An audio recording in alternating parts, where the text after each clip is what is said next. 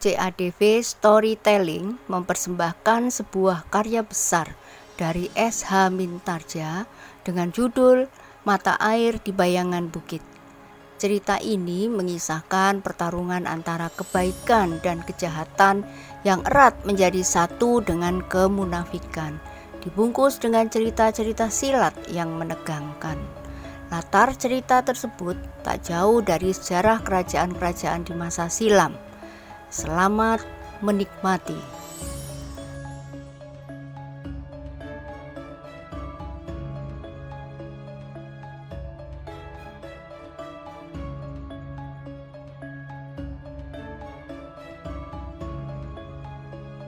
Pada episode yang lalu dikisahkan bahwa "Angger dari mana?"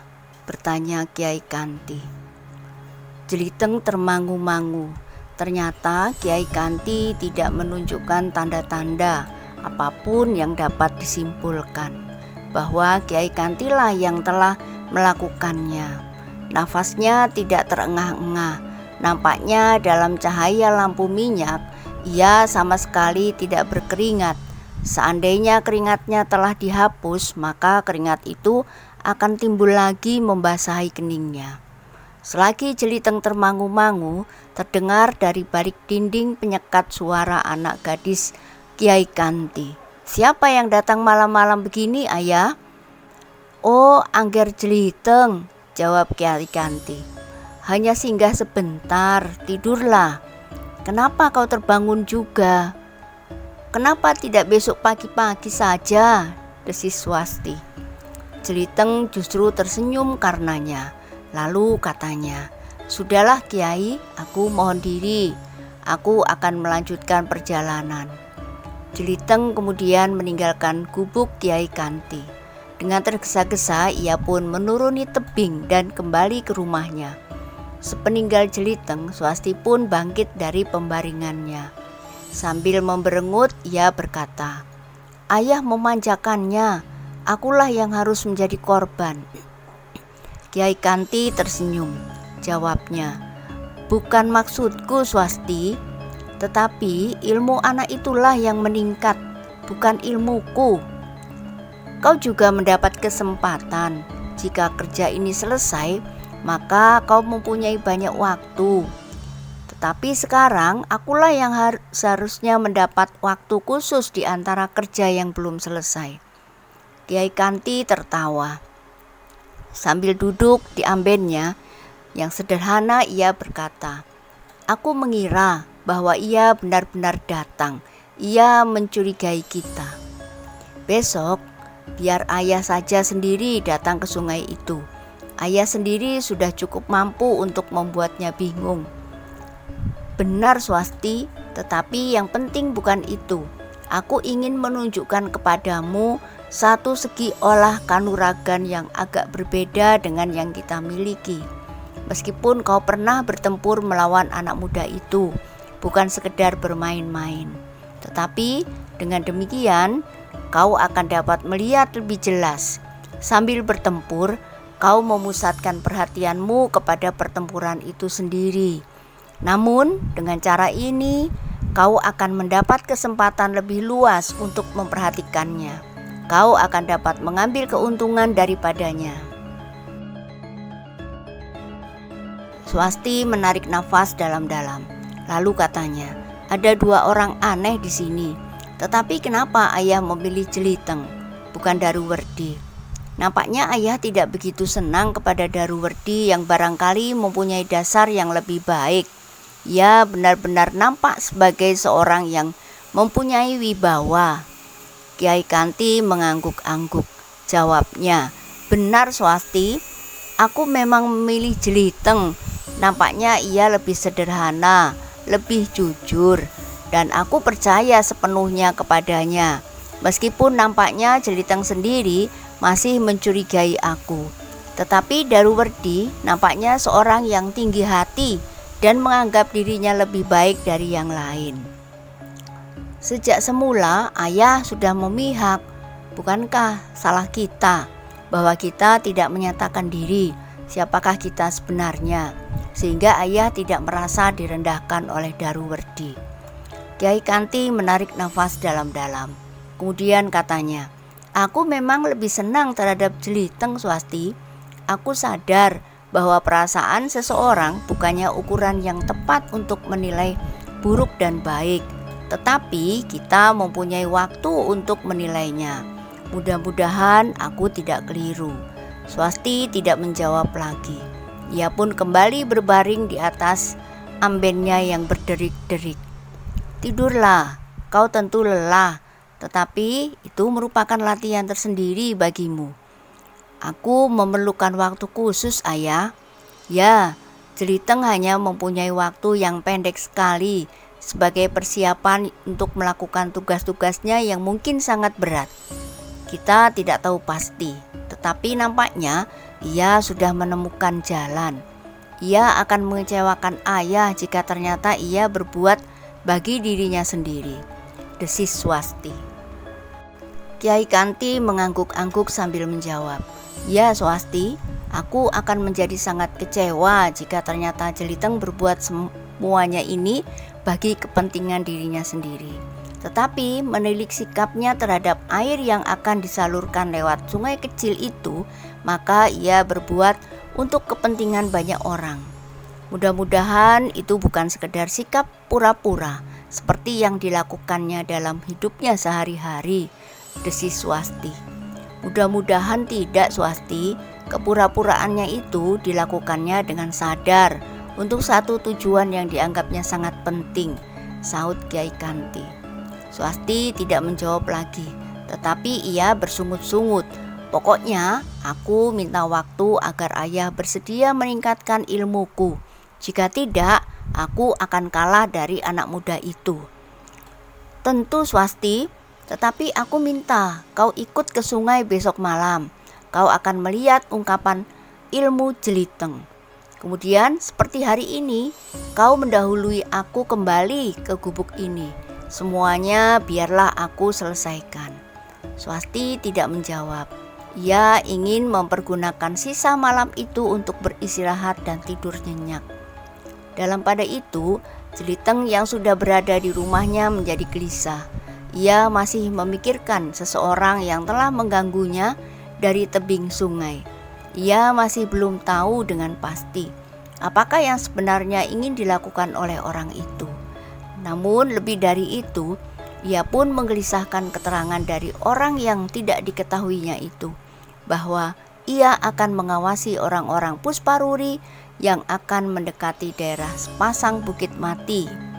Orang-orang Pusparuri yang telah lebih dulu membuat perjanjian dengan Daruwerdi sebelum orang dari Sanggar Gading. Jika orang-orang Pusparuri mendahului orang-orang Sanggar Gading, maka aku akan dapat kehilangan Lacak. Meskipun demikian, mungkin aku masih mendapat kesempatan untuk mengetahui sasaran yang telah diminta oleh Daruwerdi sebagai pengganti pusaka yang dijanjikannya itu, berkata Jeliteng kepada dirinya sendiri.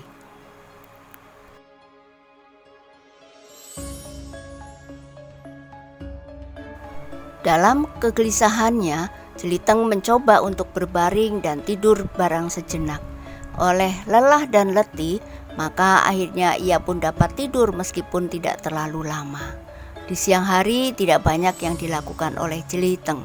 Bersama beberapa orang kawannya ia pergi ke sungai, ke tebing yang sudah dipersiapkan bagi Ki Buyut di Lumban Wetan dan Lumban Kulon yang akan berdiri berhadapan menyaksikan ujung aliran air yang akan dialirkan dari Blumbang di atas bukit. Namun ketika kawan-kawannya kembali ke padukuhan, Jeliteng tinggal untuk mencuci pakaiannya di sungai yang hampir kering itu. Tetapi demikian kawan-kawannya tidak dilihatnya lagi, maka ia pun segera menyusuri sungai. Ia ingin melihat apa yang telah terjadi semalam ketika ia sedang berlatih. Jeliteng memang melihat bekas-bekas pada gerumbul-gerumbul di sekitarnya, ranting-ranting yang patah dan tersibak. Namun ia tidak dapat mengambil kesimpulan apapun juga. Namun karena itu, maka Jeliteng pun menjadi semakin bernafsu untuk dapat mengetahui siapakah orang yang telah mencampuri masalahnya itu. "Malam nanti aku harus datang," desis Jeliteng. Sebenarnya lah ketika malam menjadi semakin dalam, Jeliteng telah pergi ke sungai yang sepi. Ia mengatakan kepada kawan-kawannya bahwa kesehatannya masih belum pulih kembali, sehingga ia tidak dapat ikut berada di gardu seperti kebiasaannya. Seperti pada malam pertama, ternyata suara itu didengarnya lagi. Batu-batu itu pun telah dilontarkan dari tebing. Sekali-kali Jeliteng mendengar orang itu tertawa. Namun kemudian suara itu bagaikan lenyap ditelan dedaunan. Tetapi suara itu kemudian telah muncul di balik gerumbul yang lain. Berbeda pada hari yang pertama, maka di hari kedua Jeliteng tidak dapat menghindarkan diri dari kerikil-kerikil yang ditempatkan oleh orang yang tidak mau menampakkan wajahnya itu. Bagaimanapun juga ia berusaha, tetapi beberapa buah kerikil yang cukup besar telah mengenainya. Bukan saja menyentuhnya, tetapi terasa tubuhnya menjadi sakit. "Kau sama sekali tidak berdaya melawan aku," terdengar suara itu bergema. Jeliteng mengerahkan segenap kemampuannya. Di luar sadarnya, ia sudah mulai menjamah tenaga cadangan yang ada di dalam dirinya. Bahkan kemudian ia sudah terpancing oleh perasaan sakitnya, sehingga akhirnya Jeliteng telah mempergunakan semua kekuatan yang ada pada dirinya. Tenaga cadangannya telah dikerahkan untuk mendorong tata geraknya sehingga menjadi semakin cepat, sementara kekuatannya pun bagaikan berlipat ganda. Kekuatan yang tersimpan itu telah tersalur pada anggota badannya, sehingga kakinya bagaikan menjadi sekuat kaki bilalang yang mampu melontarkan tubuhnya beberapa kali lipat panjang tubuhnya sendiri. Sementara itu, Swasti berada pula di pinggir sungai itu bersama dengan ayahnya.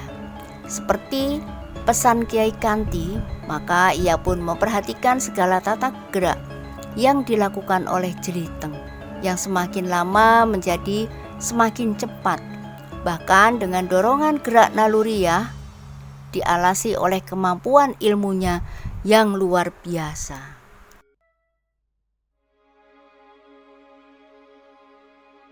Dengan mata yang hampir tidak berkedip, Swasti menyaksikan betapa Jeliteng berusaha menghindari batu-batu kerikil yang dilemparkan oleh ayahnya.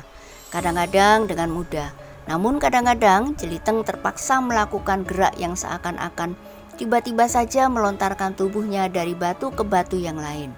Malam itu, seperti malam sebelumnya, Jeliteng pun tidak berhasil bertemu dengan orang yang sengaja merahasiakan dirinya itu. Dan malam itu, Jeliteng tidak lagi berlari ke bukit untuk membuktikan bahwa yang melakukannya bukan Kiai Kanti. Namun, di hari kedua Jeliteng mempunyai pertimbangan lain. Hatinya tidak lagi sedang menyala.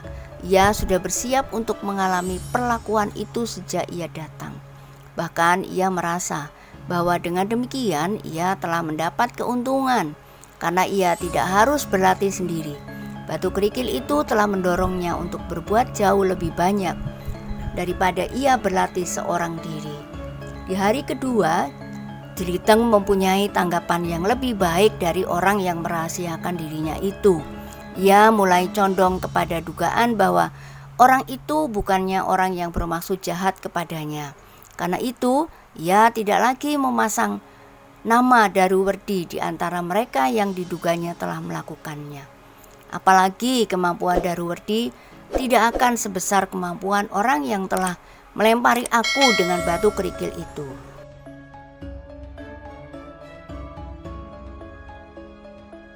Pada hari kedua, orang yang tidak diketahui oleh Jeliteng itu pun telah menantang agar Jeliteng datang pada hari ketiga. Ternyata Jeliteng pun tidak berkeberatan. Ia telah berjanji untuk datang di malam berikutnya. Di waktu yang telah dijanjikan, Jeliteng telah datang pula ke sungai itu. Tetapi orang tidak menampakkan diri itu tidak lagi melemparinya dengan batu kerikil yang kecil, tetapi ia sudah mulai melemparinya dengan batu yang lebih besar. "Persetan," geram Jeliteng. Jika 1-2 butir batu mengenainya, ia benar-benar merasa tubuhnya menjadi sakit. Sementara batu-batu itu menjadi semakin sering menyentuh tubuhnya, pundaknya, lengannya, dadanya, perutnya, bahkan kepalanya. Ketika Jeliteng mulai menyeringai menahan sakit, maka terdengar suara dari balik gerumbul. "Jeliteng, ternyata kemampuanmu tidak seberapa. Aku tahu, tubuhmu tentu menjadi merah biru. Lengan dan tanganmu tentu terasa sakit, karena itu kau berusaha selain menghindar juga menangkis. Nah, bagaimana dengan ilmu pedangmu? Inilah, cobalah dengan ilmu pedang untuk menangkis serangan-seranganku." Sebelum Jeliteng menjawab, ia melihat sepotong kayu yang meluncur dari dalam gerumbul. Jelas dapat dilihatnya, gerumbul yang rimbun di atas tebing. Tetapi ia sama sekali sudah tidak bernafsu lagi untuk meloncat dan menerjang ke dalamnya untuk mencari orang yang telah melemparinya dengan batu dan kemudian memberinya sepotong kayu. Hampir di luar sadarnya, Jeliteng kemudian menerima sepotong kayu itu dan mempergunakannya untuk menangkis batu-batu yang dilemparkan kepadanya. Dalam pada itu, dengan dada yang berdebar-debar, Swasti menyaksikan Jeliteng mempergunakan tongkat kayu. Dengan demikian, Swasti telah menyaksikan betapa Jeliteng menguasai ilmu pedang yang mengagumkan. Dengan sepotong kayu itu, ia berloncatan sambil menangkis batu-batu yang semakin besar yang dilontarkan kepadanya. Bukan saja batu-batu itu menjadi semakin besar, tetapi juga semakin keras. Ternyata Jeliteng benar-benar tangkas. Setiap kali ia berhasil memukul batu-batu yang mengarah ke tubuhnya, meskipun 1-2 butir diantaranya berhasil mengenainya, tetapi sebagian dari batu-batu itu berhasil ditangkis dan dihindarinya. Permainan yang mula-mula dianggap oleh Jeliteng sebagai suatu hal yang mengganggunya ternyata menjadi sangat menarik. Tetapi ia sadar bahwa waktunya tidak terlalu banyak. Ia tidak akan dapat bermain-main seperti itu untuk waktu yang lama, sehingga ilmunya akan menjadi jauh meningkat. Waktunya sangat sempit sejak ia kembali dari Demak, tidak lebih dari 10 hari. Namun demikian, apa yang terjadi itu baginya sudah memadai. Seolah-olah ia mendapat kawan untuk meningkatkan ilmunya dalam waktu yang sangat singkat. Siapapun orang itu, tetapi ternyata bahwa yang dilakukan justru telah membantunya banyak sekali. Dengan sepotong kayu, Jeliteng seolah-olah telah berlatih dan mempertinggi kemampuan ilmu pedangnya, kecepatan bergerak, dan bahkan meningkatkan kekuatan pergelangan tangannya. Tetapi di samping kepentingannya bagi dirinya sendiri, Jeliteng masih mempunyai kewajiban lain.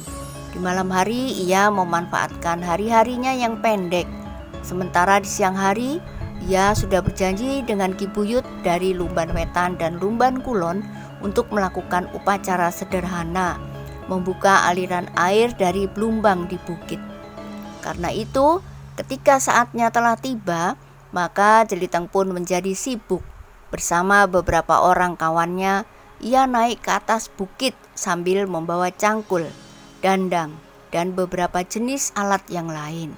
Sementara ia mempersilahkan kawan-kawannya yang lain untuk berada di pinggir sungai, di tempat Ki Buyut di Lumban Wetan dan Ki Buyut di Lumban Kulon yang akan saling berdiri berhadapan.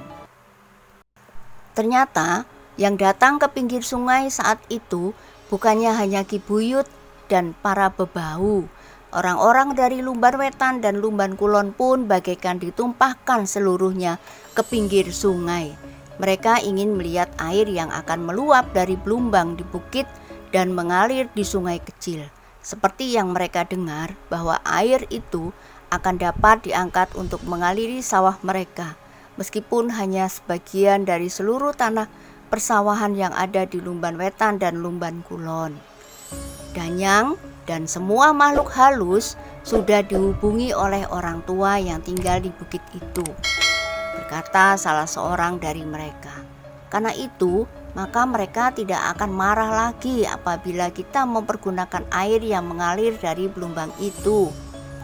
Tetapi bukit itu tentu akan minta tumbal, Mungkin seseorang akan hanyut jika sungai ini banjir di musim hujan.